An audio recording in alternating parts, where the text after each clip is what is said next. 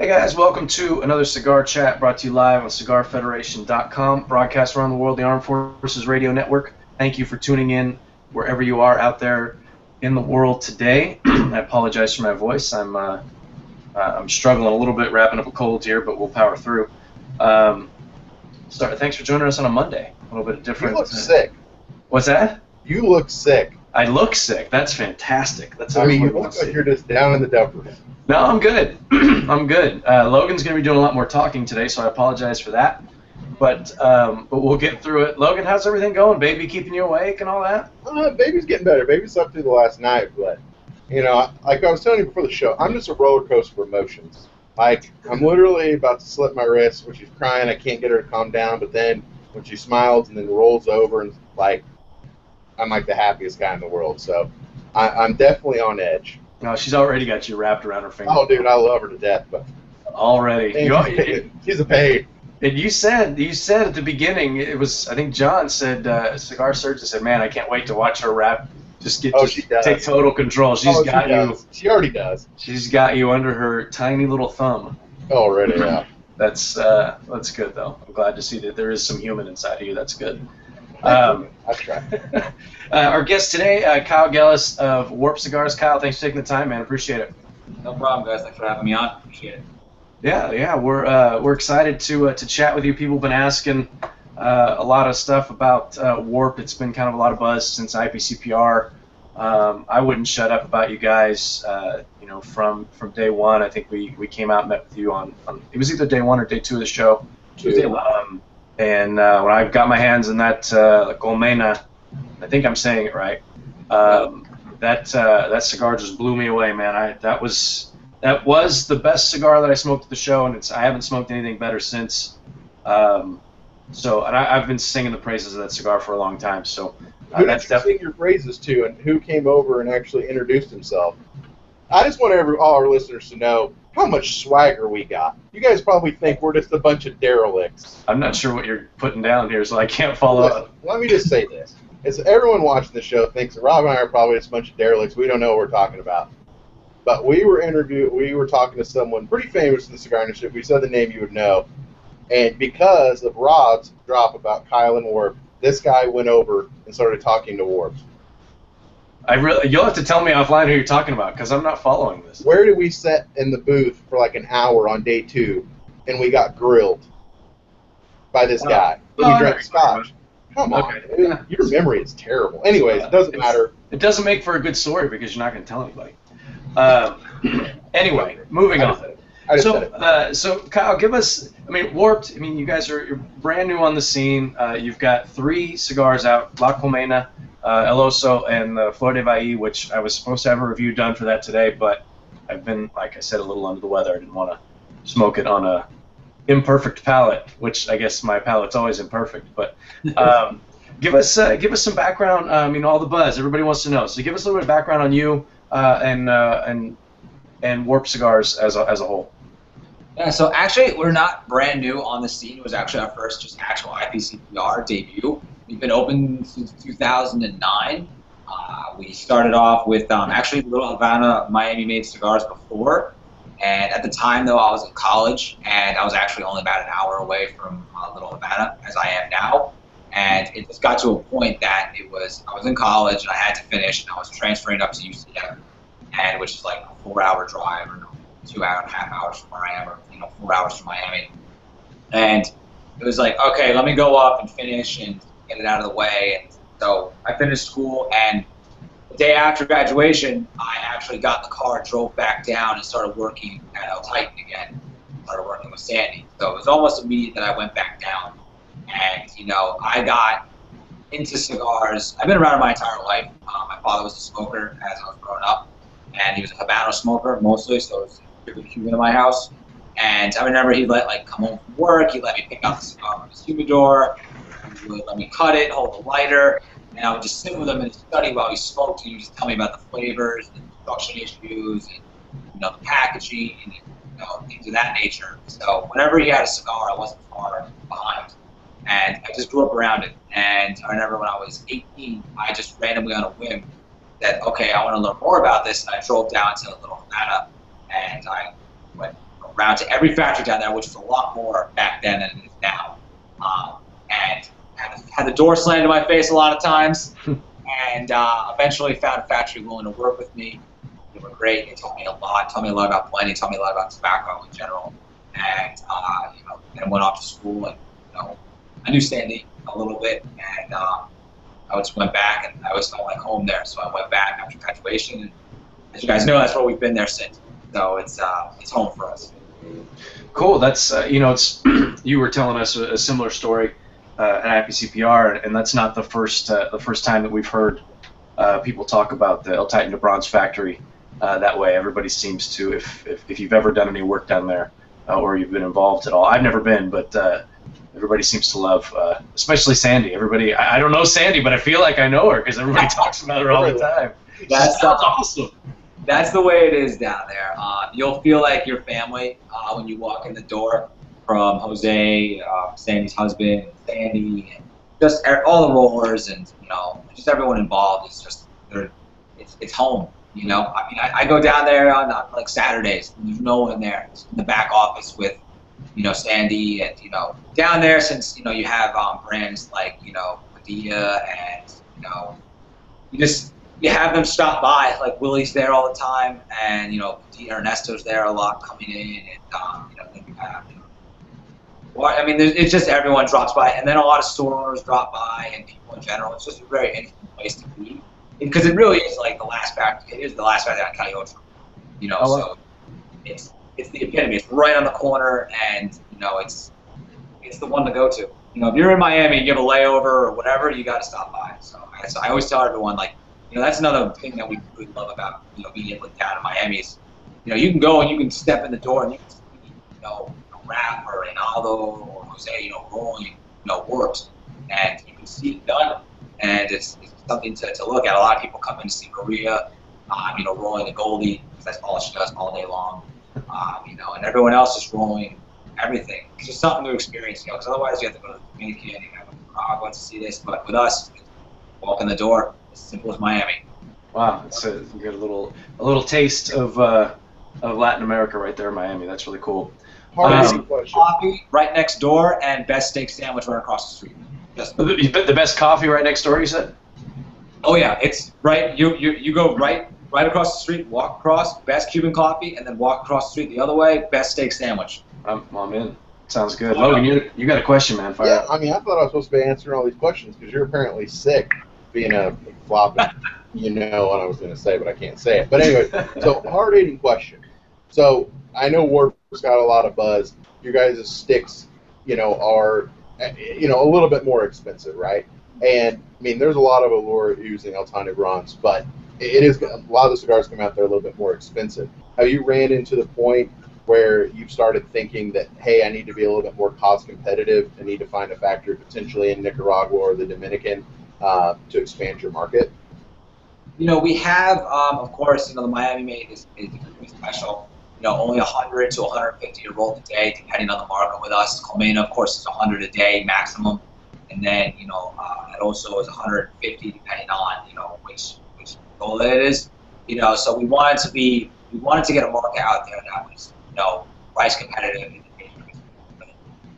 the high 8s into the 9s, and that's when we started working with Casa Fernandez and created Cordovalle, and we wanted to be able to be in that area, and which is why we created Marca. And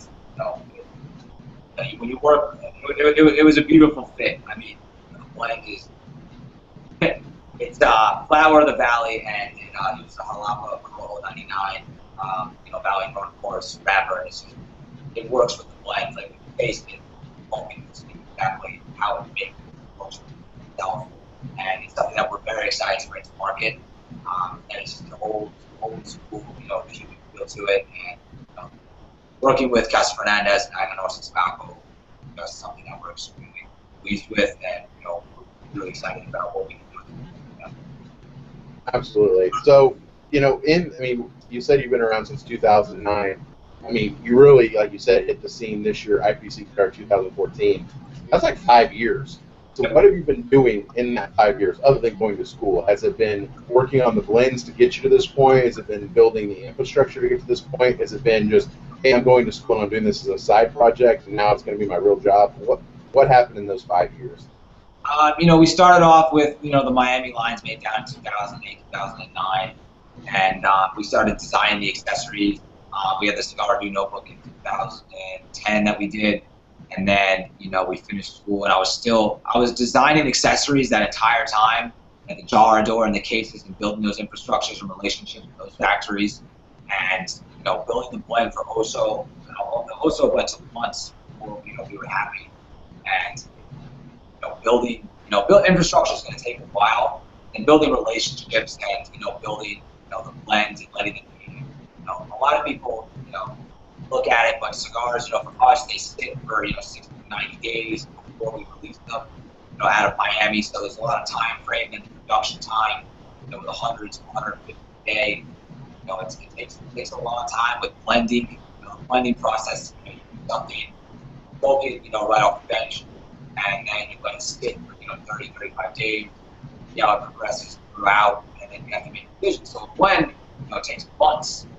If you want to go that way, and that's the way we do it. Blend is exactly how it's going to progress throughout its life. It's a long, tedious process. And, we've been so far in depth with, from 2009 till now, with building the brand, of course, and, it's very, working with the right people, building relationships. And it's one of those things that will take time. And we believe that, this year the IPCPR, it was finally time to come out on, and we did all the work we did behind the scenes during all that time.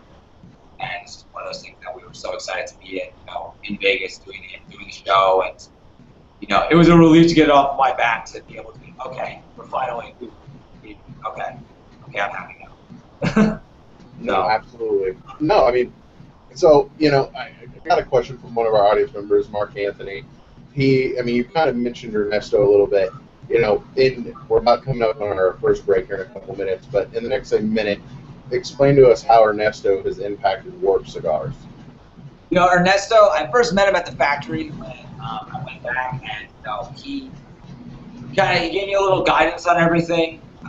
Gave me the ins and outs, things like that. He's just been a really supportive individual to us, and he's a good friend now, and and it's just one of those things that he was there to help, and we appreciate it. It's just one of those things that when you're at El Titan, you get to know everyone there that comes through, and it's one of those things that everyone's willing to lend a helping hand. The sponsorship is full of it's full of great people, and that's one of the main reasons I love this so much. People from other brand owners, you share a cigar, and it's like you've been friends with decades. Just back that day, so it's one of those gems of an industry. No, absolutely. I mean, I won't tell you about the first time I met Ernesto. I got a 50-minute lecture on bands. It was a complete ADD, just diatribe. It was the most interesting show that we've ever had on Cigar Chat, but I'd love to sit down with him in person. But yeah. So, he's an interesting character, that's for sure. He's a wealth of knowledge, and he will talk to, because he's very detail-oriented about everything about the brand, and, he lets you know. He's no bull. He'll tell you straight how it is, and, and that's what I love about him. Absolutely. So, Rob, we're coming up here on our break, so let's just go ahead and take it. Yeah, we'll get to more. We'll talk more with Kyle from Warp Cigars right after this break. Hey, Kyle, when you're talking, like when you lean back, your voice kind of fades in and out. So I don't know if you just let me lock the chair. Yeah, maybe because at some points, sometimes you're really loud, and then sometimes you're not. All right, I can't get back. Yeah, just try to project just a little bit. Thanks. Sorry, I should have brought that up before.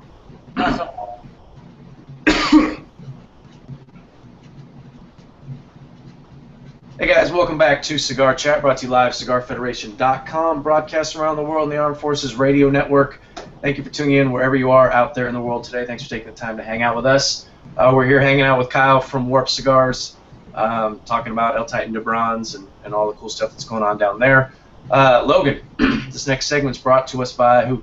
This next segment's brought to us by our good friends at Hoya de Nicaragua.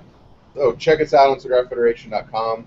You'll be the first to hear about this. There's a contest that Hoya is going to be running. I can't really give you the dates or what you can win, but let's just say it's several boxes of the new Hoya Red that'll be launched. Come check out Cigar Federation tomorrow for your chance to win. There'll be flashing banner ads. If you miss it, then you're freaking blind. I love how you say I can't tell you what it is and then tell everybody exactly what it is. Well, I mean, I can't tell you what we're going to give away, but we're going to give away 3 boxes. Oh, I did. I guess I did say it was a Hoya Red, didn't I? Well, anyways. I didn't even know what the prize was, and now I know. But yeah, that'll all go live on September 9th. So check that out. That's not today. It's going to be pretty easy to spot. So I got a quick question here. This one's from Doc Will. He posted up one of the first question of the night. And I always try to get to the first question, even though we've already answered several other ones. Wants to get an idea behind the name Warped. Where did that kind of come from for you? And it's, to me, the look and the design and everything has a very whimsical kind of feel to it, kind of a Willy Wonka type situation. Just curious what the background is on that. Well, before I was actually, I started my first company when I was 14 in the paintball industry. I was playing paintball from the age of 8 and on until I was 18. Wow. And, traveling around the country for tournaments, things like that. And my first company name was actually Warped Customs, and we made headbands and apparel and protective stuff like that. All that in the paintball industry, and it was such a part of me because I was so passionate about that industry, which there's similarities with the industry about the people of it. And when I was thinking about naming the company, I was like, should I go with something different? And I just said, it's been a part of me forever, so it's just gonna come with me. And in all honesty, it's the simple story is that it's been my identity since I was 14. So there was no reason to change it for us. They may as well stick with it, yeah. Question. So does your beard also function as a protective guard in paintball? It would now, but it would stick down underneath the mask and it would protect, but I don't know if it would stop it. It would probably break because this is pretty solid. I didn't know if it would deflect, like the hairs would deflect it off or something. I don't know. I mean, no, but getting the paint out of it would be a pain. I mean, I can imagine. Yeah, I can imagine. It gets messy. So with paintball, there's like tournaments and traveling teams that go around the country and around the world. Like it's a whole thing. I don't know anything. I mean, I've played paintball. I don't know anything about it. I'm not any good at it, but it's fun. But no, it's funny when you think of. Like, random side note, this guy that I work with at the Giants, he puts together tournaments in Las Vegas where people get together and play Street Fighter. And these things are huge, like Street Fighter 2 from back in the day. And these things are freaking huge. They fill up these huge auditoriums like IPCPR, that big. And it's people playing Street Fighter. And I don't, there's so many different things that people get into that you just don't even realize it. But anyway, I don't know, sidetrack, but. It's fun. Believe me, man. I played it for 10 years, man. It's fun. I go back out now and just mess around, but I played competitively for years. So is it like a capture the flag type situation? No, it's a point system. It used to there are tournaments like where it's capture the flag, but the one that it turned into was X-Ball, and it was and it turned into it's a point system. The guns they do ramping. So the first pull is a semi-shot. Second pull is a semi-shot, and on the third pull, the trigger can ramp up and send up to 16 balls a second. And then you just sit there, the trigger bounces while you pull it, and just a constant stream. So it's it's intense. Wow. Yeah, there's a lot of training into it, to break off, on the break when the buzzer goes off, and be able to move to it quick. Because at that point, as soon as that buzzer goes off, 3 guys turn around and just lay lines down, to the other end. And so, you've got to book it. Wow, that's crazy. I mean, I'll have to look it up on YouTube. I'm sure. Oh, absolutely. You'll be shocked. Believe me. I don't think it's anything that I'll get into. I'm a little bit too wide and too slow for stuff like that. But too easy of a target. Yeah, exactly. I'm too slow and too fat. I could be the general in the rear with the gear, you know, just giving direction. No, you'd be in the front, bro. Actually, the back player, their voices are so loud because they're literally yelling out the positioning, the movement, where the front guys and the mid guys need to go or need to lay, like, you know, line down, because they see everything. So when you lose your back guys, you're gonna rely on a heavy voice because they're screaming over the entire field. So it's fun. I mean, I couldn't get enough of it. I'd go back and play and mess around now, but I can't do competitive now. I'm not a speed board anymore. The body. Yeah. It wreaks havoc on you. You're diving, jumping, and sliding. Oh, I can imagine. I would say I would just put Logan right in front and line up like 5 guys behind him and just have him run down the middle. Like the flying V behind Logan. The flying V behind Logan. Yeah. If you get hit and you stay in, you get deduction, you get a penalty. So, like, the second you get hit, you've got to get off, otherwise you start getting penalized. Oh, then we'd have to hide. No, we couldn't put you right out front, dude. No, I get shot. Unfortunately. Otherwise, I'd have number one. Okay, we're getting off topic, but so we were talking about this. Excuse me, a little bit offline.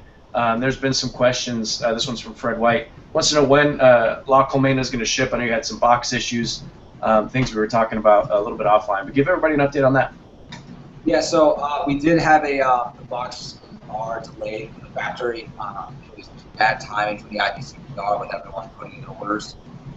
So we got word from them, actually. I'm looking at my phone right now. Hey guys, they're shipping. They should get around middle of the month of this month, September. And once they land here in Miami, they'll be boxed in the factory in Miami within a day or two afterwards. So you guys will see them this month, without question. Cool. Yeah, no, we had there has been some comments on the site and things like that. So I just want to make sure that everybody got it. Apologize for it. It's just one of those things that it was unfortunate timing with the order and everyone getting everything into the IPCPR. So Yeah. I'm sorry. It won't happen again, but don't worry, you guys will get it this month. Cool. That's one of the. I mean, it happens. It's not. I mean, we've had. We just had somebody on recently that was going through the same thing with boxes, and I can't remember who it was. It was Tony Boletto from La Barba. Same issue. I mean, it's when you have it happens. Everybody at IPCPR is there at the same time. Everybody's placing orders at the same time. There's only so many places that make the boxes. So, Logan, maybe we should start making boxes. I'm telling you, man. If I ever brought my corporate background into the cigar industry and started running it, you'd get assassinated. I would probably get assassinated. No one would ever want to work with me except for the white dudes. The white dudes that are making cigars would want to work with me because I'd say, hey, 30 days. If I don't deliver, then you get cost concessions. And it would be a well-oiled machine, but, oh, man, people would hate me. People would hate you, or they already? Well, no, go ahead. I'm lovable. I was making a joke. But your lovable joke was better. Go ahead, ask some questions. I have a bunch of questions, Rob. You kind of put me on the spot there while you're coughing. So everyone knows Rob's coughing. So, give us a little bit of background, Kyle, on kind of because right now I know you have La Colmena. I mean, Rob's your biggest fanboy, and I can't remember. I know you have El Oso, and you have El Oso and Flor de Bahia. Flor de Bahia is the one that's out of Nicaragua. Okay, so give us kind of the 1 minute elevator pitch on each one of these blends. So El Oso is the bear, and we have 3 Vitolas in it. We have Papa, Mama, and Cub, and Ecuadorian Habano Oscuro wrapper, and we want it to be like a medium body, kind of creamy with a really like dark flavor profile with chocolate, earth, and a little bit of spice. We don't want to go too spicy on it, and it's just a really balanced, medium body with dark flavor. And then Colmena is medium bodied with a little bit of spice, cream, and mostly fruit with a little bit of honey. And then we have Flor de Bahia, which is just it's a massive fruit explosion with a balance of spice, and it's phenomenal. Utilize Anecdotes tobacco with it, and Corojo and Criollo throughout the blend. So it's a prime Nicaragua Puro. And that's only in 1 Vitola, correct? There's 2. There's Cristale, 42x6, and Gran Bahia, which is by 5.5. 5.5. Okay. So far, which one has been your biggest seller? since the trade show?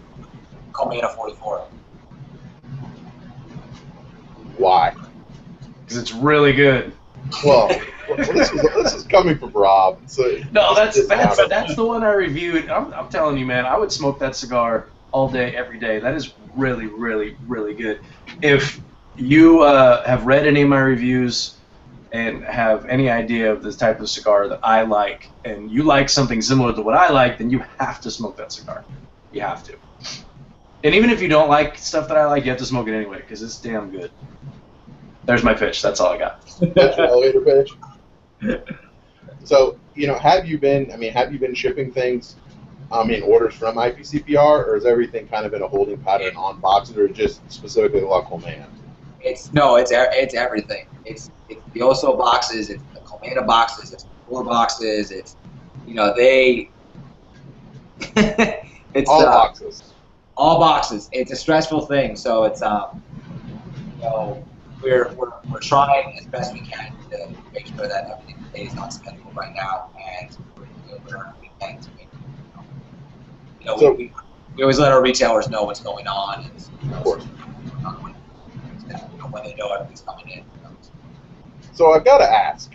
Yeah. Boxes seem to be a prevalent issue for kind of everyone in the industry, especially up to IPCPR and after IPCPR. Why has someone not come out with an idea of making because functionally a box, it protects the cigars, it's kind of a collector's item, I get all that. But I would say, my guess, 90% of cigars that are sold are probably sold in 5-packs or singles, most likely, I would guess, that don't involve a box. To the ultimate end consumer, not necessarily the retailer. But why has someone not come out with an idea of making it kind of a box, but making it kind of a cardboard kind of cool thing where you can put a bundle inside of it? Because really the box, all it is branding, right? Why can't you make something cool like that? Because you can. Cuba does it right now with some of their lower end marcas. I know they also make 5-packs that come in master packs of 5x5s, and it's just there's something to me about getting a box of cigars, that I think all consumers can relate to, opening it, sliding it open, seeing it wrapped, and just having it, having like a cab or an SLB. For me, like my biggest thing is a cab of 50, specially selected Ramon L. Owens, just getting 50 and just having to pull out. It's an experience, and that's why people like it. Also, of course, it's branding on the shelf, within the cigar store. Also because you have to take into consideration some cigar shops, have slanted shelves, some of them have flat shelves, and you can't cardboard, whatever the case may be. Sometimes it may not be able to work. It may fall on the shelf, or may not be steady. You can't get it. There's a lot that goes into it, and it's kind of one of those things that it's been a part of the industry forever, and it's always going to remain a part of it. I need to get one of my engineering friends on this, because I think we could solve this problem. Well, it's Logan, you bring up boxes, and honestly, I don't really remember if we saw the boxes. I think we did. We saw the boxes. You had them on display. I think we did. But you had a ton of other stuff on display at IPCPR, different merch, different the wine or the jarradors and things like that. We'll get into that on the other side of this break.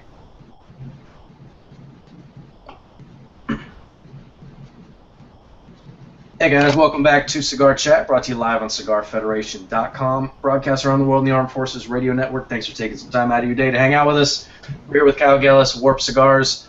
Logan, this next segment brought to us by who? This next segment's brought to my best friend, Danny Moya, of Moya Ruiz Cigars. If you don't know anything about Moya Ruiz, you should. They make some great cigars. You can pick them up several online different websites. They have not my favorite cigar, but one of Rob's favorites, the El Perito. My favorite, the La Jugada Habano. I think it made my number 7 cigar last year. It's a really good cigar. And then, what? Quit laughing. La Jugada. Yeah, Jugada. Whatever. It's Spanish. I'm English, man. And then the one that'll give you a kick in the testes, the La Jugada Nunchuck. Yeah. I need to I might want to write these reads out next time, because you should. That was horrible. That was Danny. just horrible, but that's all right. That's No, the La Jugada Prieto. I do like that cigar. The nunchuck that whooped me all up in the face. It was strong. Anyway, so before the break, we were talking about different merchandise. Kyle, you guys have a bunch of different things that you guys are doing in addition to cigars. So why don't you tell us a little bit about some of that? Yeah, so the first thing we have is the Jarador. It's a 25 count jar humidor. It's ceramic bodied, Spanish cedar lining, and humidification plug magnetically held within the lid. It's gasket sealed, holds 25 Churchills, and it's kind of a modern, different way of looking at storing cigars. We launched it for the first time at the IPCPR. It's limited edition to 1,000 pieces, each number on the bottom. And when the series is done and sold out, we'll come out with a new jar, a new size, with a new design, and just be kind of a collectionist series for the future. And we have the Cigar Case Series, Series 1. They're all handcrafted in Spain. They use a hyperfuse technology to produce them, so there's not a single stitch on them. There's 3 colorways. There's Blue Ring, Fire Belly, and Tortoise. Blue Ring holds 352 by 6.5.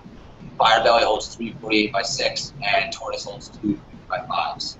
And they will be available in a week now to our retailers. Cool. Yeah, there's some really cool stuff. If you guys are looking, if you're on Cigar Federation, you can take a look at our IPCPR right up at your booth. We got some pretty good photos from our good friend, the Conscious Canadian, with his fantastic camera that'll take a picture of you from like 6 miles away. It's kind of scary, actually. But he got some pretty good photos of that stuff. And I know you have it all available. I think you sell it through your website? WorkCigars.com. Yep.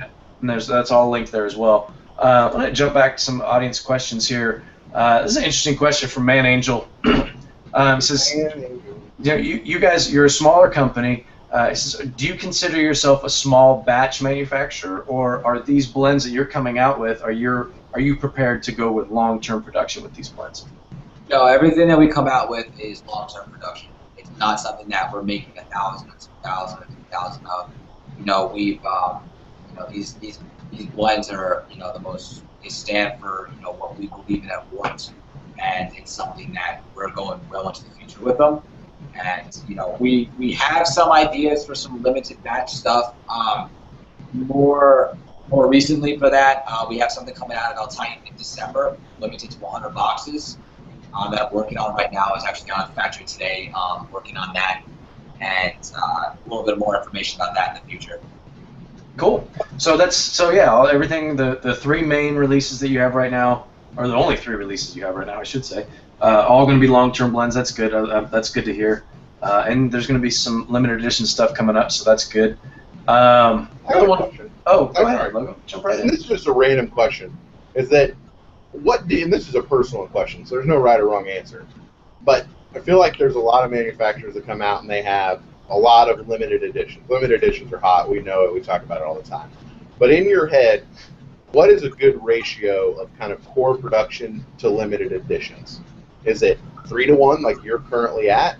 I mean, would you rather see yourselves 1 for 1 or 1 for 2? I mean, I'm just curious where you think the right ratio is. For me, when it comes to like limited editions, I believe when the concept calls for a true limited production, that I have a set amount of leaf that I can use, and then that will dictate how much can be made.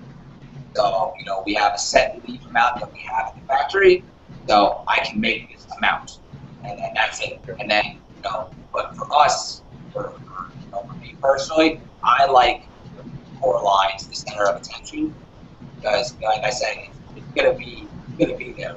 The limited, they come and go, and they're cool concepts, love it, you can really get kind of creative with it, which a lot of manufacturers do, they're all good cool concepts, and that's kind of the fun aspect of the industry, come out with something, especially for us, where we, in Miami, it's a smaller factory, and anyway, let's make 1,000 of it, let's launch it one time, maybe the size, a blend variation, and we can have fun with it, and it's one of those perks, I guess, being able to be creative and happy.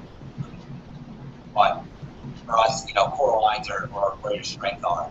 It's says a lot about, your brand, and it says a lot about you and where you believe the priorities should be.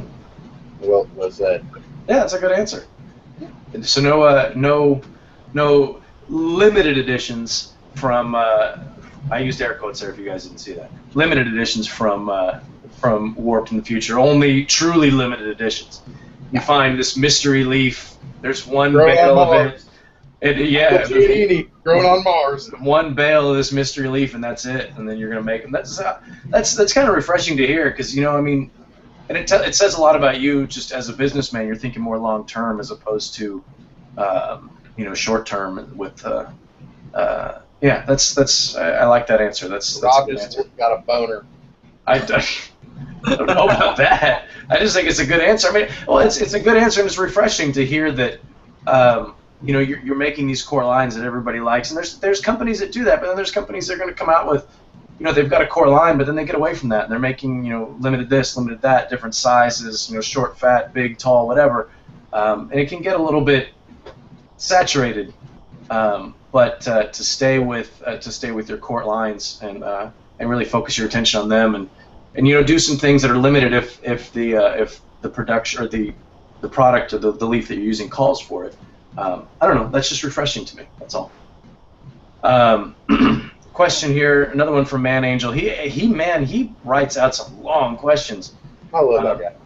No, they're usually good questions. That's why I always go with them. He says, we've heard recently from other small brands that they prefer to stay small as part of their business model.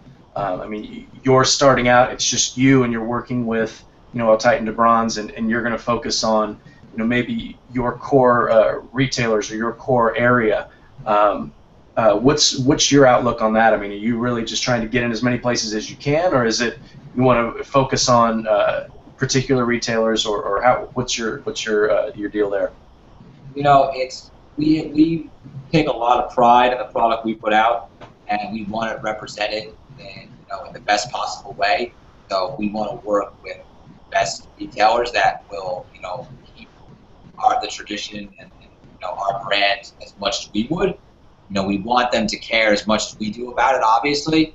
So you can be in as many stores as you can possibly get, but the stores that have turnover are the ones that are the ones that you want to be in, because they're going to bat for you, and I'm going to do the best I can to go to bat for them.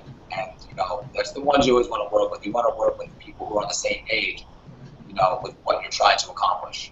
And for us, it's making sure we work with the right people and not as many people as we can possibly run into. You see, that's a long-term, broad outlook, and I don't know. I appreciate that just from a business standpoint.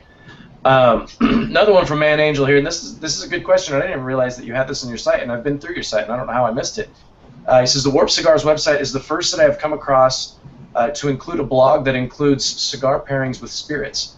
What prompted you to do that? To kind of just include some pairings of your stuff, and I don't know if you paired other cigars or what. Just let me know what was your thought behind that.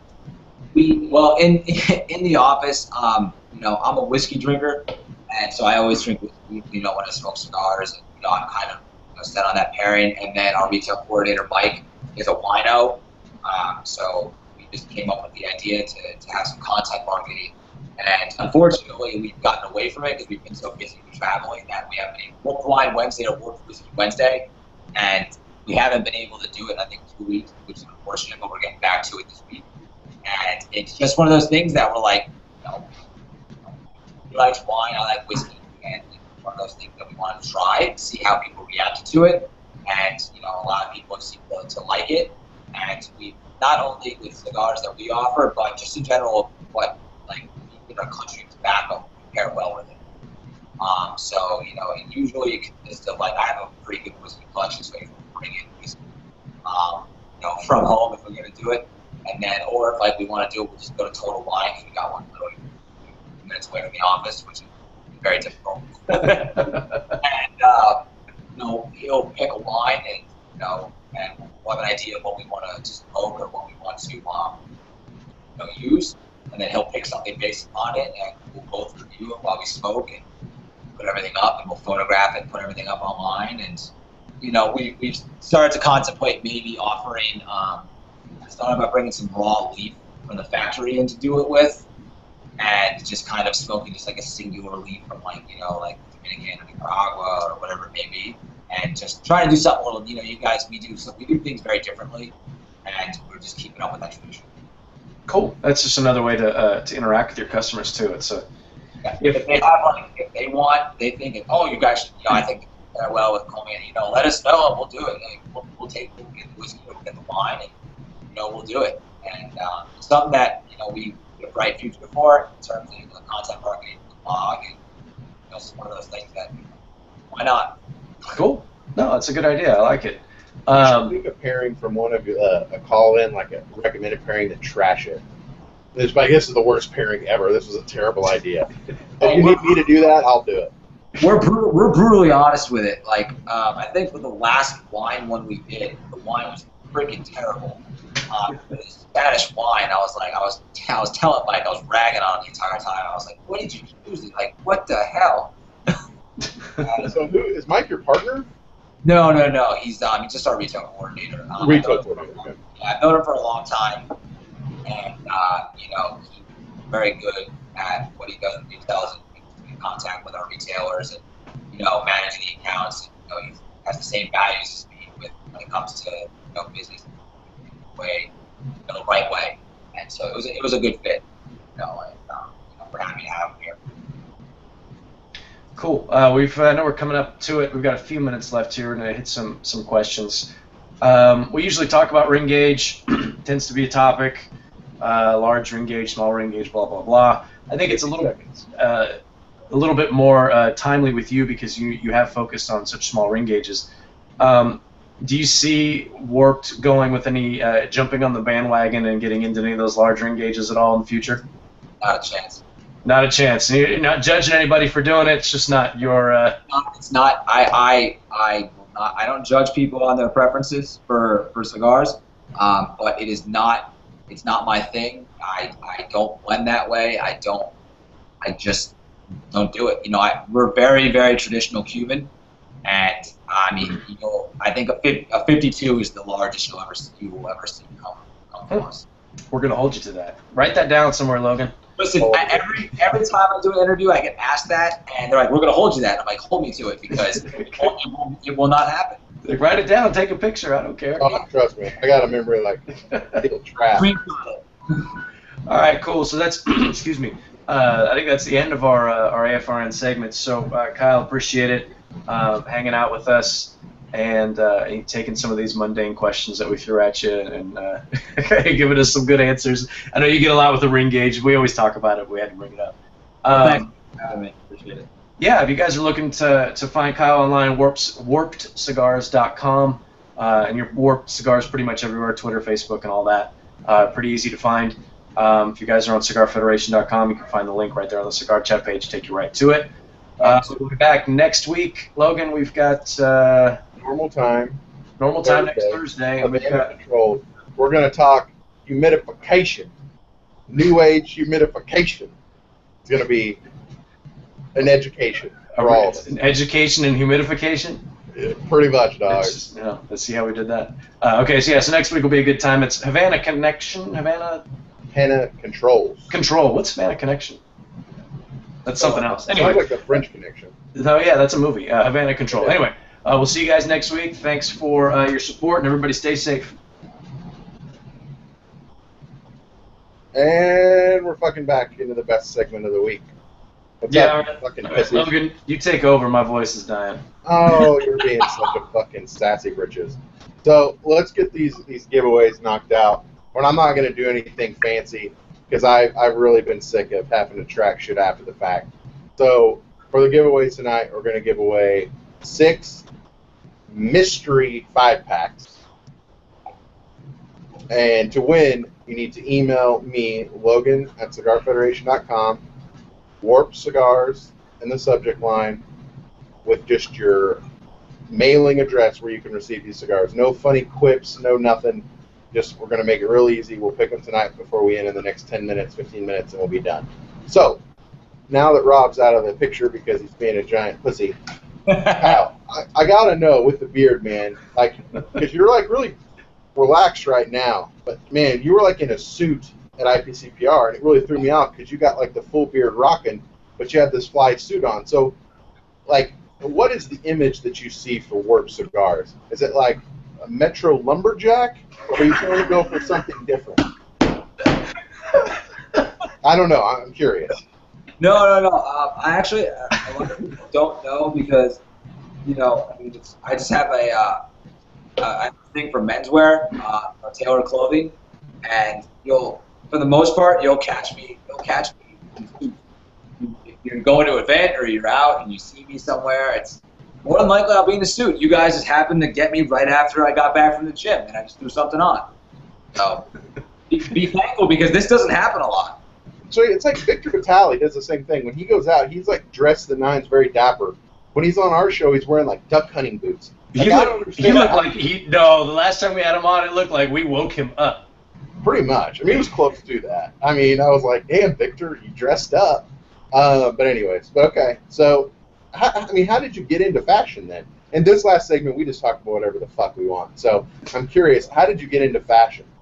You know, I grew up in New York, and, you know, in New York, you suits constantly, and you see, you know, well-dressed. My father always wore a suit, and, you know, he would come home and, you know, smoke cigars, and I just learned to associate cigars and suits and Dodge, you know, and it's just one of those things. You know, I have an eye for design, and I have an eye for color palettes and things like that, and craftsmanship, of course, and, you know, it just happened, you know. There ain't no two ways about it. Okay. Well, you got fashion. I don't. Like, I have no fashion sense. But that's neither here or there. So my next question is that you strike me as like an entrepreneur kind of guy. Like, I don't see you cranking 40 hours and 9 to 5 in a corporate environment. I see you, you know, you have this, you know, paintball company, which is pretty cool, by the way. And then you've got the cigar company. I mean, would you classify yourself as an entrepreneur? Yeah. No, that's exactly what I would classify it as. I don't do well behind, you know, I don't think I could ever see myself in a cubicle. You know, I I'm relationship building and just, you know, hard work. You know, my day begins at 5:30 a.m. and ends whenever it ends. And you know, do whatever to get the job done. You know, it's just one of those things that I've been around hard work my entire life and kind of instilled into me. So, you know, when you branch out on your own, it's just you got to have that mentality. You know, I would rather take my own destiny in my own hands than if I'm sitting in a cubicle and, you know, work for someone else. And that kind of, you know, entrepreneurial spirit deal, you know. Okay. You know. So what's been, I mean, with that being said, you're a young fellow. We won't say how old you are because I don't know exactly how old are you? 25. I was going to say 26, so I didn't look like an idiot. So 26 November 1st. Just November 1st. Okay. That's my wife's birthday. Rob. Nobody cares, but I'm throwing it out there. But that's good. Well, happy birthday, Dana. She's awesome. Anyways, so, God damn it, Rob, you threw me off my question. It was going to be so insightful. It was epic. It was going to be such a good question. So and I just God damn it, Rob. Completely fucked it up. Yeah, I fucking hate you. You're fired. No, you're not going to say how young you are, but you know how young you are, but you said you've got this entrepreneurial spirit. What has been, you know, starting Warped, what has been the biggest, like, holy fuck, I did this completely wrong moment where you thought you just had tanked everything? Or has there been a moment like that yet? Yeah, of course there is. The largest thing that has been an issue, in all honesty, is the logistical aspect, is timing. Because, you know, you're always going to find unforeseen issues in anything, like, you know, getting material in, getting product in. There's, you know, losses, there's damages, there's, you know, the damage ratios on things coming in, and, you know, you have to, okay, I got to make this deadline, but product's delayed, now I got to tell them, you know, managing all logistical aspects, especially in cigars, because you got a lot of variables to consider here. You know, you got bands, you got boxes. I have, you know, rolling production. I have bales coming in. You know, I got to make sure that everything is on time. And it's one of those things that, like the IPCPR, I didn't know if we were going to have boxes or not. Like I didn't know. Like I said like earlier when we were talking online, I was like, I probably made a phone like helmet by 2 before to like try to force them to finish, get me the boxes to bring. You know, I didn't know if we were gonna have the ashtrays. I didn't know if we were gonna have our catalogs. You know, because everyone was for some reason the IPC everyone wanted to be delayed to us, and it was just one of those things. It was a logistical nightmare. And now that we've gone through it, which everyone said would happen, like you're gonna have like the worst time world prepping for this thing. Now that it's happened, we know what to do and what to expect for Orleans next year. That's been the oh fuck me moment. So why? I mean, and I wouldn't call this no fuck me moment, but everyone who's kind of the first year guy at IPCPR has like a single booth, and frankly, their booths kind of look like shit. And but your booth was fucking awesome. It was fly as shit. And so why did you go with the fly ass booth on year one? Is this just what Warped is? Is this statement you're trying to make? Because that shit ain't cheap. No, it was just, it's what, we stand for, and it's what Warped's all about, the quality, and, it's brand recognition, and, what it stands for. And, like I said, we've been in it for 5 years, and it was time to debut. And, it was just one of those things. I was like, you know what? Like, I've been waiting 5 years. Like, you know what? Screw it. Like, let's just we'll get a 20 by 20 island. And, the booth design took months. Months. To make sure. Yeah, it took months. Because, like, I went through so many variations with that thing to make sure it looked good. Like, the photography, the grain, the wood. Making it look like a museum. You got to walk around, like, with the center post. It was a logistical night. Like, back again, logistical. I didn't know if they were going to be done. Like, it was just one of those things. But, for us, it was just, you either got to, like, after so long, you had to make the decision to be, okay, you know what, now we're going to do it. Put it all in. Okay. We were in Vegas. So. We were in Vegas. And we'll be in New Orleans next year, which, if anyone complained about Vegas, just go to New Orleans. Have you ever been to New Orleans in the summer? Oh, I live in South Florida. Don't worry. Okay, well, it's going to be humid as fuck, and it's terrible. I have like 95% humidity today. Dude, it snowed in Canada today. Did you know that? Like, it's like an epic amount of snow today. Like, I almost shit my pants. I was like, dude, what is this, Little House on the fucking Prairie? It's like September. Like, you know what I mean? Prairie. Dude, yeah. Have you ever read the Little House on the Prairie books? Okay, I'll tell you a little something. My parents are very conservative. So we never got to, like, watch, like, the normal kid things, 30-year-old kids got to watch. They're my age. That's why you didn't know what the Never-Ending Story was. I have no idea. I never got to watch The Simpsons or, Beavis and Butthead, none of that. So we got, like, 5 channels, and one of those channels was, like, the Jesus channel, and it had, like, seriously, and it had Little House on the Prairie. So I watched and read the books because I had nothing else to read.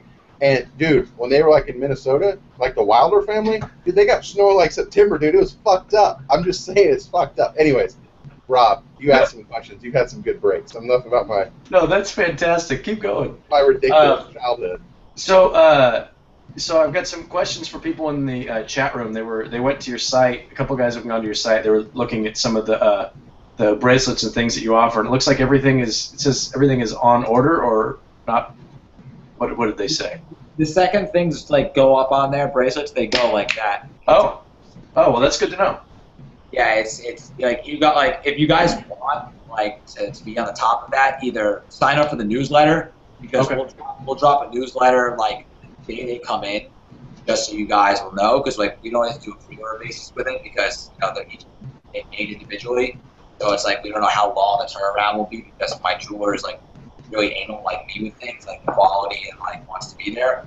So like just sign up for the newsletter and like you'll find out first and foremost as soon as it comes in. Because the day they come in, we do a blast and like let everyone know. Okay, cool. Yeah, so they can you guys if you're looking for that, just go to the warpedcigars.com, get on the and then we have list. We have two new designs coming out for the fall and for the holidays. Cool. So, very cool. Oh yeah. Actually, there's a sneak preview of one on our Instagram if you guys care. Yeah. Cool. Logan, how are we doing on this giveaway? Yeah, I've got it. I got a question. So you remind me, not because I think you're a little bit more calm than this guy, but between like the jewelry and the cigars, do you take any inspiration from Matt Booth? Oh, I love Matt. Matt is a good time, man. He I've gotten lucky to know him. It's just like he's just a fun guy to be around. I mean, when I did the jewelry and stuff, like I knew Matt, and I knew about his his lines and stuff like that. He has a completely different creative direction for it, which is really cool. I love his style, and it's just one of those things. Dude. It goes back to fashion, like with menswear, like and suits. Like I wear bracelets, I wear suits, and tailored clothing, that kind of deal. And I've been doing it for years. And I was like, you know what? Like we have a really good tobacco leaf design brand. Like, put on a bracelet. And it was mostly for me at first, and then I showed it off on Instagram, and the next thing you know, people wanted it, and then it just kind of snowballed from that. Okay. Yeah, very different, very different vibe from what Matt's doing. He was fun to talk to, though. God, he was all over the fucking map. He's got a very, and somebody who pointed it out. Somebody pointed it out, but he's got a very serious Robert Downey Jr. vibe about him. He does. And once I heard that, it's like I can't not see it. Like he's very Iron Man. Yeah. He is very Iron Man. And even in the way that he talks, I don't know. It just. I had the best conversation with him. It's his line at the Palazzo trying to get packages. I don't know. He's just a fun guy to be around, and like his personality is really cool. So if you guys ever get the chance to meet him with people haven't, just enjoy it because you're gonna be laughing. Yeah, he's a cool dude. Really welcoming too. Yeah. Oh yeah, very hospitable. Yeah. He was. Logan, let's do those giveaways, bro. All right, here we go. In no particular order. Stefan Lindbad, Anthony Russo, Garen Fry. I think you're a new dude. Cameron Fry? No, Garen. Garron Fry. Nobody knows who Cameron Fry is. I don't think that's fake. But he's winning. Matt Hill, because he's from Columbia, Missouri. And then Michael Harvey. Now, back to the rest of the story with Paul Harvey. That is. And then Jason Medina. Oh, yes. New winners today. I know. I picked some new people on purpose. Just because I wanted to fuck over Jared Garrett. Yeah, take that, Jared. And also... Grill it. Jared Grill it. I don't give a fuck. He's from Kansas. He doesn't fucking exist to me. Fuck him. Anyways, and also, sorry for my obscenities. If you're actually listening to this shit show at this point on the podcast or the YouTube video, it'll get posted later. If you email me before, say, next Friday, which would be, let me get the date so you're not emailing me a year from now, September 19th, and you email me with Warp Cigars, Logan at CigarFederation.com with your mailing address, you also win a sampler. Hey, Logan, is today your birthday? No, but it is very close, actually. Is it tomorrow? It is not tomorrow. It's the day after the worst day in American history. Oh, it's the 12th. September 12th. Okay. I knew it was coming up. It's coming up quick. I was going to say happy birthday because I thought it was today, but it's not. Well, it'll be the show. This will be the birthday show. Oh, well, happy birthday then. Shit. Thank you, man. Hey, don't worry about it, man. It's just another day, another dollar. Oh, that's right. You don't do any celebrating or anything like that. Yeah, no, like it goes back to my stunted childhood, but we'll save that for another. Strange. For your birthday this year, I'm going to buy you a copy of The Never-Ending Story. Please you can watch it. And then when your daughter's old enough, she can watch it too. It's fantastic. Okay, well... It's the story of triumph over evil. I thought it was about, like, witchcraft. And, like, horses with wings and stuff. Yeah, we don't get down on that. No? No, man. It's all real here. I'm already letting her self-soothe, and she's, like, 5 weeks old. What? So it's like what the Koreans do, man. Like, when the babies are crying, you don't pick them up. You let them work out You're Ferberizing? Ferberizing? This is what's called Ferberizing. Yeah.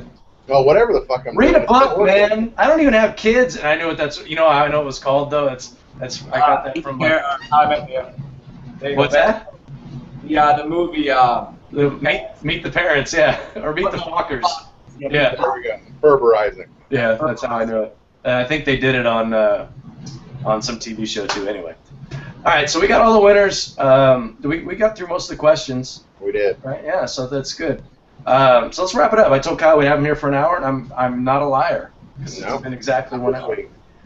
Kyle, appreciate it, man. Thanks for putting up with Logan and with my scratchy voice and some of our questions. And we really do appreciate it, man. Yeah, thanks, Kyle. The opportunity. Glad, homie. Yeah, we'll be in touch moving forward, and you know, hopefully when you've got that new stuff coming out, you said in December you got something new, we can maybe have you back on. We can talk about that a little bit, and and everything moving forward. So I really do appreciate it. Thanks for being so generous with the giveaways and everything, guys. All you winners, you guys are in for a treat, man. I'm telling you. I don't know what's in these mystery packs, but if there's a lot coming in there, you have to just make sure you savor it and enjoy it. Sit down, know you have an hour and a half, or nobody's gonna bug you. Close the windows, turn everything off, and just really enjoy that cigar. Next week we've got Havana controls, Logan. Yes. Correct. Yes, and we'll talk about humidification. Guys, appreciate it. Awesome. CigarFederation.com. Thanks, guys.